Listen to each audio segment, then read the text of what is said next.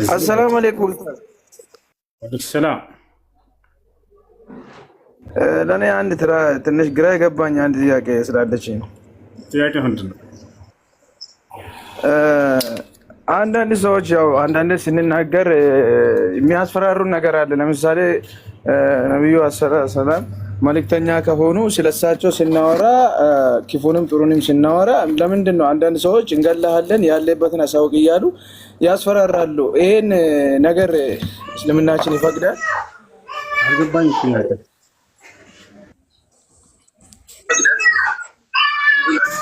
አልገባኝ ጥያቄ።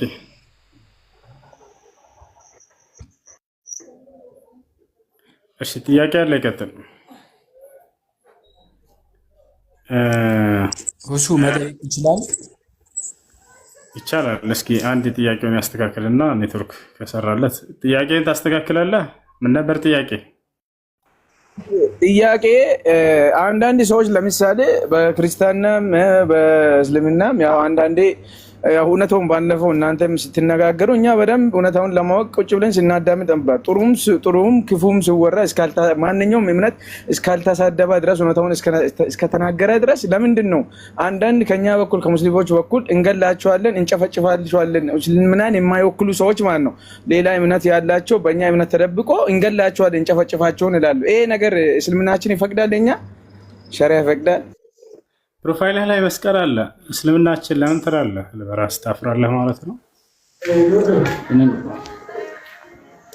የታርም አንድ ከላይ ለምን እንደራሳቸው ናቸው አትጠይቁ። ለምን ታፍራላችሁ? በእምነታችሁ ካመንክበት አትፈርበት። ገብቶሃል? ለምን ወንድ ልጅ አታመልክም?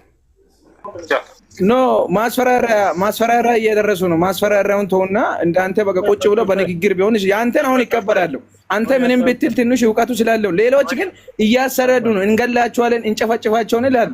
በመግደል እሺ አዳምጥሽ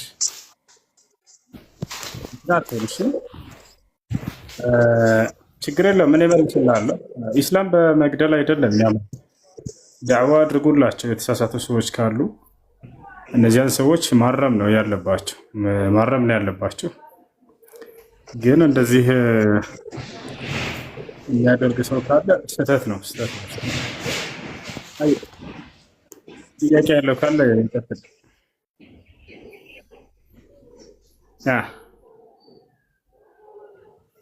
ጥያቄ ያለው አለ ከገባችሁ። ሰላም አለይኩም። ሰላም። የኔ ጥያቄ እንኳን ማንኛውም ነገር ውሃ ውስጥ ከገባ ውሃ አይነጀስም የሚለው ነውና ማለት እያየሁትም ከሆነ አይነጀስም ነው መጠቀም እችላለሁ ውሃውን? ውሃው إذا كان هذا الماء يجري يعني የሚፈስ እና የሚሄድ ውሃ ከሆነ አንደኛ እሱ አይነጀስም።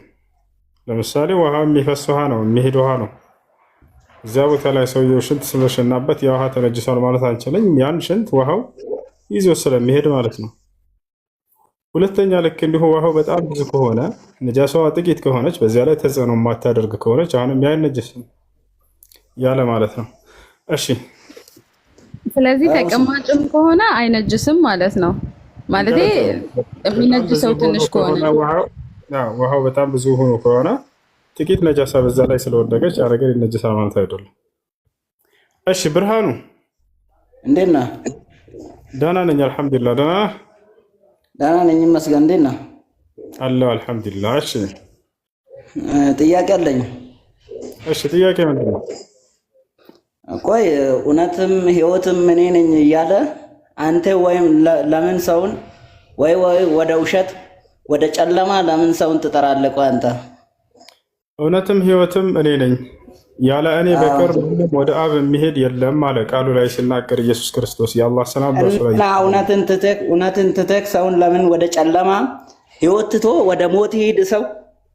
እኛ እኮ ክርስቶስን አልተውክም። አንተ ነህ ክርስቶስን የተቃወምከው። እኔ አምልከኝ ሳይልህ አይደለማ። ይኸው ክርስቶስን ተውና እያልክ አይደለም? አታዳምጥም? ከጠየክ በኋላ ልመልስልህ። ጥያቄ እኮ ነው የጠየኩህ እኮ አዳምጥ መልስልህ። ረጋ በል እሺ። እስቲ አንተ መልስ እስቲ ነው። ክርስቶስ መጽሐፍ ቅዱስ ላይ ሲናገር እኔ እሺ አለ እውነትም ሕይወትም መንገድም ነኝ፣ ያለ እኔ በቀር ማንም ወደ አብ ከዚህ የሚሄድ በላይ ምን ትፈልጋለህ ረጋ ታዲያ? በል እንጂ ከእውነት ታዲያ በላይ ቀስ ምን አለ? በል እስቲ የማይጨበጥ በል የማይደሰስ ረጋ በል በላይ አዳምጥ። እስቲ ምን አለ? በጌታ ስም አዳምጥ እንጂ ረጋ በል ቀስ በል። ፈጠረ ወንድ ልጅ ነህ፣ ወጣት ልጅ ነህ። ሰከን በል ረጋ በል። ሕፃን ልጅ ነው ዝም ብሎ የሚንጣጣው ምንም ስለማያውቅ ስለሚነገረው ቃል ማለት ነው። እናንተ ትልቆች ናቸው ለማወቅና ለመረዳት። እሺ እኔ እውነትም ነኝ ሕይወትም ነኝ መንገድም ነኝ፣ ያለ እኔ በቀር ማንም ወደ አብ የሚሄድ የለም አለ ክርስቶስ። ገብቶሃል? እሺ ወደ ማን አለ? ወደ አብ አለ። የአብ ማን ነው ከተባለ የራሱ የክርስቶስም የሁሉም ሰው አምላክ ማለት ነው እንደ መጽሐፍ ቅዱስ። ክርስቶስ አዎ አምላካችን ነው። በፈጣሪ ስም እንዴት የምንግባባው በአል ክርስቶስ እኔ አምላክ ነኝ አላለም። የትኛውም ቦታ ላይ አብና አላለም። አንድ ያን ቀን ለምንድን ነው ታዲያ ተንቀጠቀጥከው? ክርስቶስን የነገረ የዴቢት ውለታ መልስ ሲጠይቅ ዛኔ መመለስ አልቻለም። አንተ መልስለት። ኢየሱስ ክርስቶስ እኔ አምላክ ነኝ አምልኩኝ ያለበት ቦታ አለ? አሁንም የተናንሳ ሜት አታድርግ አለ። አንተ ጌታ ቃል እንጂ እኮ አምጣ ማስረጃ። ኢየሱስ እኔ አምላክ ነኝ አምልኩኝ ያለበት ቦታ ኢየሱስ ክርስቶስ እኔ አምላካችሁ ነኝ አምልኩኝ ያለበት ምን ያን ቀን እኮ ተጠየቅ እንኮ አንተ መልስ መመለስ አልቻልክም እኮ ያን ቀን እኮ መልስ። አሁን አንተ ደገምክ፣ መልስለት። እሱ አልቻለም። የዛኔ የጠየቅኩትን እኔ ልድገምልህና ጥያቄውን መልስ። ኢየሱስ ክርስቶስ እኔ አምላካችሁ ነኝ ያን ቀን እሱ የነገረው ለምንድን ነው የረሳኸው? ረስተህ ነው ያን ቀን የነገረህ? አንተ ያን ቀን በሽንትና ምንም ማዳመጥ አይችልም በፈጣሪ ስም። እሺ ክርስቲያን አለ የገባ ሰው ውቢት ሰላም ወርዳለች። ምን ይሻ ጭንቅላታቸው አሰሩት እንጂ ምኑ ናቸው ነው? ማዳመጥ የሚባል ነገር አለ። ልክ እንዳንተ ነበር። እሱማ ማዳመጥ አይፈልግም ነበር። እሺ ማርታ ሰላም ሰላም እንዴት ነሽ? ደህና ነሽ? እግዚአብሔር ይመስገን ደህና ነኝ አለን። እሺ እኔ የኦርቶዶክስ ተዋህዶ አማኝ ነኝ። በዚህ አጋጣሚ ያንተን ምንድን ነው የሚባለው ያንተን ትዕግስት ሳላደንቅ አላልፍም፣ ስለ እውነት ማለት ነው። እና ክርስቲያኖች ሆናችሁ ደግሞ ጥያቄ ለመጠየቅ ስትመጡ ማለት ነው ቢያንስ አዳምጡ፣ ወይ አትጠይቁ፣ አትምጡ። እባካችሁን አታሰድቡን ማለት ነው። ካልሆነ ደግሞ ጥያቄ ፈልጋችሁ ከመጣችሁ ደግሞ አዳምጡ፣ የማዳመጥ ችሎታ ይኑሯችሁ። ካልሆነ ደግሞ አለመምጣት ነው ወደዚህ። በቃ ይህንን ለመናገር ነው የመጣሁት። አመሰግናለሁ። አመሰግናለን። እሺ ጥያቄ ያለ ካለ ይቀጥል። ለመማማር ለማወቅ ይሆን ልጆች ጠየቃችሁ አይደለ? እስኪመለስ ድረስ አዳምጡ። ያ መልስ ላይ ዋጥላችሁ ላትቀበሉ ትችላላችሁ። ግን ካዳመጣችሁ በኋላ እዚህ ጋር አልገባኝም ወይንም አይ ይሄ መልስ ለእኔ አልተመቸኝም ማለት ሁሉ መብት አላችሁ። በተቷላ ይህ የነቢያት መንገድ ነው። የነቢያት የነበሩበትን እውነት ለማወቅ ነው። ስለዚህ ጥንቃቄና እርጋታ ይፈልጋል። እሺ ጥያቄ አለው ዳዊት ሰላም ሰላም ሰላም። እሺ እንዴት ነህ ዳዊት? ልጆች አንድ የሚወት አድርጉ። ሌሎች አንድ ሶስት ቆዩ። ሰላም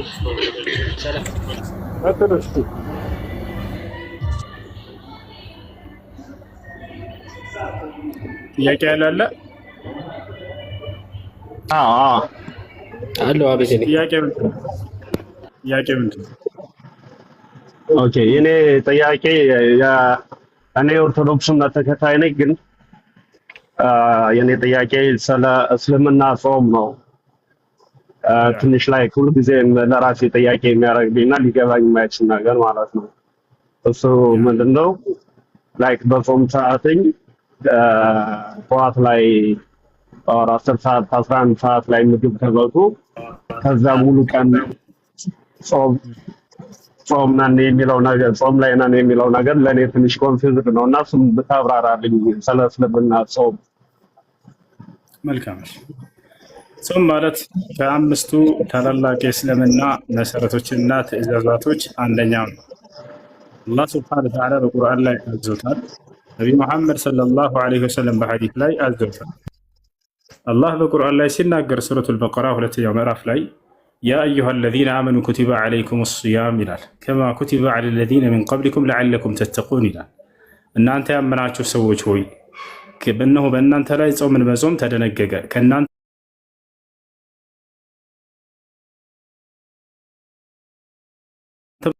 ነው የአምላክን ፍራቻ ታገኙ ዘንድ ነው። የዛኔ ለአምላካችሁ በጣም ታዛዦች ትሆናላችሁ፣ ከኃጢአትም ትርቃላችሁ። የእርሱን ፍራቻ ስታገኙ የሰው ልጅ የተፈጠረበትም ዓላማ ለዚሁ ነው። ወማ ኸለቅቱል ጂነ ወልኢንሰ ኢላ ሊያዕቡዱን እንዳለ አላህ እኔ ሰዎችን ሆነ ጅኖችን የፈጠርኳቸው እኔን በብቸኝነት እንዲገዙ እንጂ ለሌላ ዓላማ አይደለም እንዳለው ማለት ነው። እሺ አሁን ስለ ጾም ልጁ ጥያቄው ጠዋት ላይ ትበላላችሁ፣ ሌሊት ላይ እስከ ማታ ድረስ አትበሉም አትጠጡም፣ እስከ ማታ ድረስ ትጾማላችሁ። ይሄ ነገር ግራ ላይ ነው የሚለው። እንግዲህ ጾማችን በዚህ መልኩ ነው የታዘዝ ነው። ምናልባት አንተ ውስጥህን እንዲያረጋጋለህ ነቢያቶች መጽሐፍ ቅዱስ ላይ በዚህ መልኩ ነበር ሲጾሙ የነበረው። እስከ ማታ ድረስ ጾሙ እያለ ተነግሯል። እስከ ማታ ድረስ ይጾሙ ነበር ማለት ነው። ምናልባት እስኪ ቆይ ወጥቼ ላሳየህ። ጾማቸው እንደዚያ ነበረ። እስከ ማታ ድረስ ይጾማሉ። እስኪ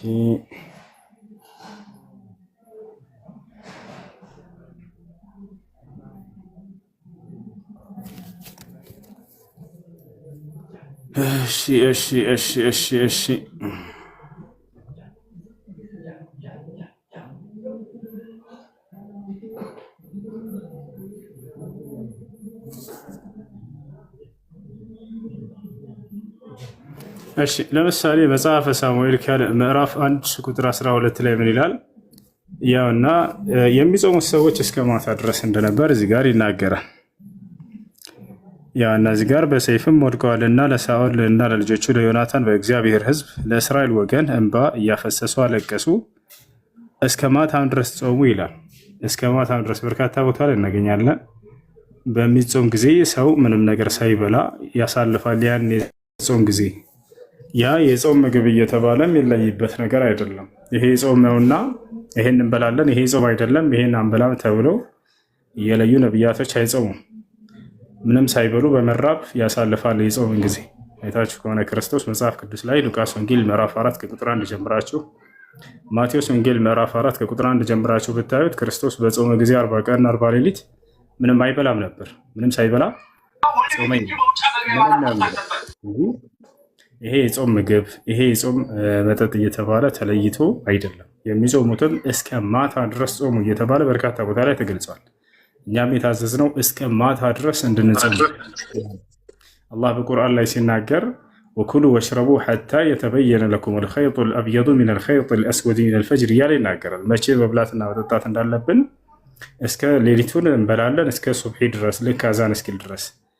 ልክ ከሱብሒ በኋላ ደግሞ ቀኑን ብሎ እስከ ማታ ድረስ እንድንጾም ታዘናል ማለት ነው። ይህን ይመስላል። ይህ ነው ያጸጾሙ ስርዓት። ነቢያቶችን በዚህ መልኩ ነበር የሚጾሙት። እሺ ስቲል ነው ላይክ አላገኘሁትም። የሆነ አርኪ የሆነ መልስ አልሆነልኝም። ማለት እስከ ማታ የሚጾሙትን አይደለም እየተቃወሙ ካለሁት ወይም ያልገባኝ ነገር እስከ ማታ ለመጾም ጠዋት ላይ ቁርስ በልተህ እስከ ማታ ጾም ነኝ ማለቱ ለኔ ግልጽ አይደለም። ቶስ ራት በልተሃል፣ ከዛ በኋላ ተኝተሃል፣ ተነስተህ ጾሙን መቀጠል አለብህ የሚል አስተሳሰብ ነው ያለብኝ። አዘርዊሽ ግን እስከ አሜን አዛን እስከሚባል ሌሊት ሙሉ ኔሰንስ ላይክ ራት ማታ ይበላል አይደለ? ተጾሞ ውሎ ከዛ ላይ ጠዋት ላይ 10 ሰዓት ላይ ወይም 11 ሰዓት ላይ ይበላል። እሱ ለምን ይበላል? ለምን አይጾሙም? እሱንም ግዴታ አይደለም። እንደው ከሰውየው ከፈለገ ይብላ እንጂ እንደ ግዴታ አይደለም። ሱሑር ያንን መብላት ፈቃድ ነው። ሰውየው ከፈለገ አልበላም ብሎ ጾም ይችላል። ነቢያችን ሰለላሁ ዐለይሂ ወሰለም ግዴታ እንዳልሆነ ሲናገሩ ተሰሐሩ ፈኢነ ፊ ሱሑር በረካ ይላሉ። የሌሊት ምግብን ሱሑርን ተመገቡ፣ በእርሱ ምግብ ውስጥ የአላህ በረከት ይገኛል። ያን ነገር ግን የሚከለክል ምንም አይነት መጽሐፍ ቅዱሳዊ ማስረጃ የለም። ምናልባት አንተ ክርስቲያን ከሆንክ ይህን ነገር መጾም ያለበት ሰው እስከ ማታ ድረስ ቀን ነው የሚጾመው እንጂ ሌሊት ላይ ጾም የለም። ምናልባት በሌላ ጥቅስ ላይ መጽሐፍ ቅዱስ ላይ ቀን ነው ጾሙ የተባለ ሌላ አይደለም። ቀኑን ሙሉ ጾሙ እስከ ማታ ድረስ ይላል መጽሐፍ ሲናገር። አንዴ ላሳይ። ያ እነዚህ ጋር ላላሳይ ቀን ነው የሚጾሙት። ያ ምን ይላል? በዚያን ቀንም እስከ ማታ ድረስ ጾሙ ይላል። በዚያን ቀን እስከ ማታ ድረስ ጾሙ። የሚጾሙት በዚያን ቀን እስከ ማታ ድረስ ጾሙ እየተባለ በርካታ ቦታ ላይ ተናግሯል። እና የሚጾሙት ነው እንጂ ሌሊቱን አይደለም። ይኸውና እዚህ ጋር 7 ቀንም ጾሙ እየተባለ ተነግሯል። እስከ ማታም ድረስ ጾሙ። የሚጾመው የቀን ክፍለ ጊዜ እንጂ ሌሊት አይደለም። በነቢያት ጊዜ ይሄ ነው። ኦኬ። ሁለተኛ ጥያቄ በጾም ሰዓት ለምንድን ነው ላይክ ሴትና ወንድ ግንኙነት የሚያደርጉት? እሺ ምን ታደርገሽ? እሺ በጾም ቀን እና ሌሊት ማነው በጾም ጊዜ እንዳው ሙሉ በሙሉ ግንኙነት አይፈቀድም ሌሊት ላይ እንጂ ቀን ላይ ጾም በሆነበት ጊዜ አይፈቀድም። ቅድም እንዳልኩ በደንብ አስተውል። ጾም የሚባለው የቀኑ ክፍለ ጊዜ ነው። መጽሐፍም ላይ እንዳሳየው በርካታ ቦታ ላይ አለ። ቀኑንም እስከ ማታ ድረስ ጾሙ ይላል። ቀኑንም እስከ ማታ ድረስ ጾሙ። ቀን ነው የሚጾመው እንጂ ሌሊት አይደለም። ስለዚህ በተጾመበት ጊዜ ግንኙነት ክልክል ነው። አዎ ግንኙነት ክልክል ነው በእስልምና። በዚያ በጾም ጊዜ ግንኙነት ማድረግ አይፈቀድም። አላህ ሱብሓነሁ ወተዓላ ቁርአን ላይ ሲናገር ኡሒለ ለኩም ለይለተ ሲያም ረፈቱ ኢላ ኒሳኢኩም ይላል። ረፈት ቢማዕና አልጅማዕ፣ በጾም ሌሊት ለእናንተ ከሚስቶቻችሁ ጋር መገናኘት ተፈቀደ ይላል። ቀን ላይ ግን የጾም ክፍለ ጊዜ ነው እና በዚያን ጊዜ መብላትን መጠጣት እንደማይቻል ሁሉ ከሚስት ጋር ግንኙነት ማድረግም አይቻልም፣ አይፈቀድም በኢስላም። ይሄ ነው።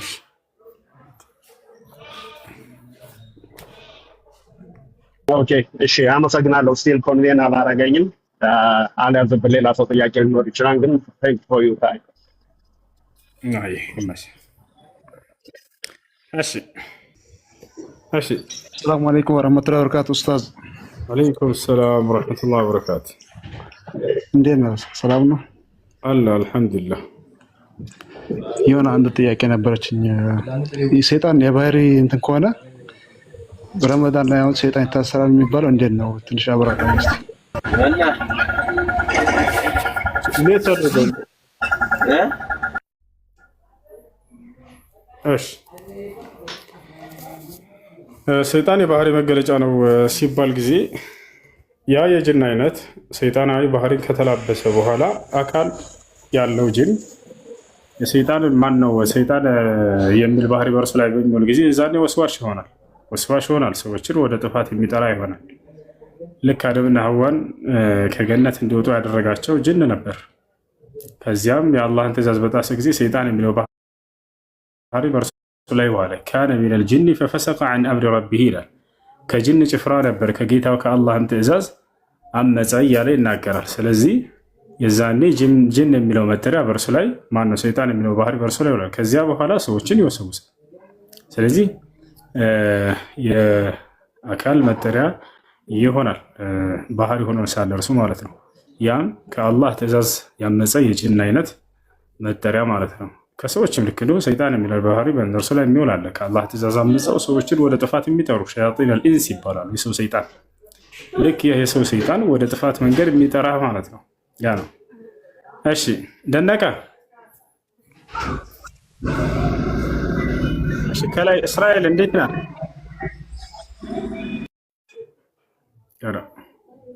ደነቀ አለ። እሺ ዋንዳ ጥያቄ አለ? የለኝም። ዋንዳ እሺ ደነቀ አለ?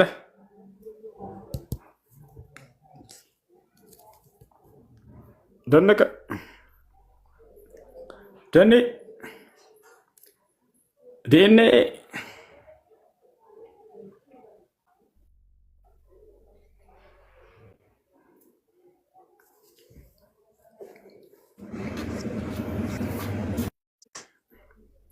እሺ ጥያቄ ከሌላቸው ልጆች እንውረድ።